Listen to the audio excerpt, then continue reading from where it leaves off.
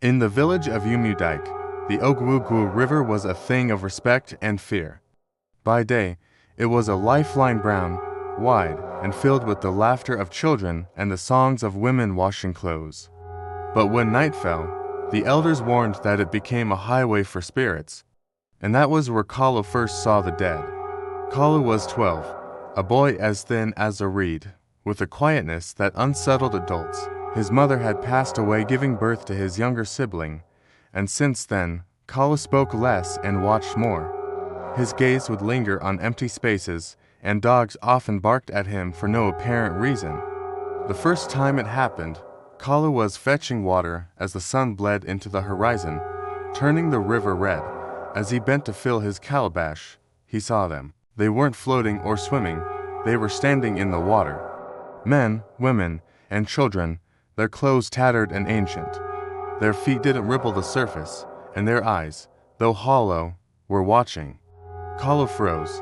One of them, a woman with faded tribal marks, turned and smiled a ghostly smile. "Do not be afraid," she whispered, her voice like wind rustling through dry leaves. "You can see us." Kalu ran, screaming, all the way home. A fever seized him that night, and he spoke in strange tongues, calling out names no one in the village recognized. When the local Dibia, the village healer, was summoned, he listened to the boy's fevered ramblings and nodded grimly. "The river has opened his eyes," the old man declared. "This boy now walks between worlds." From that day on, Kalu saw them every evening at the riverbank. They would appear at twilight, some sitting on stones, others washing invisible garments, or simply staring at the village they could no longer enter. At first, they only watched. Then, they began to speak. "Kalu," they'd whisper, "tell my son I did not abandon him. Kalu, my body is still in the river. Bring it home." The voices were a constant torment, stealing his appetite and his sleep. The village started to notice. When a fisherman drowned, Kalu pointed to a bend in the river and said, "That is where he is." The body was found there the next morning. When a child went missing, Kalu said softly, "He followed a woman with no shadow." The elders found the child's sandals near the forest by the river, but nothing more. Fear began to spread like a harmattan fire. Some villagers shunned Kalu, while others came in secret, begging him to ask the dead about their own misfortunes. Each answer he gave only deepened the village's dread. Then, one evening, everything changed. The river was unnaturally silent. No frogs croaked. No insects chirped. The air was heavy, like a breath held too long. When Kalu arrived, the spirits were closer to the bank than ever before. The woman with the faded marks stepped forward. "The boundary is thinning," she said. "We have waited too long." "Waited for what?" Kalu asked, his voice trembling. "For you." For the first time, Kalu noticed something new. Every spirit had river weeds wrapped around their ankles, like chains.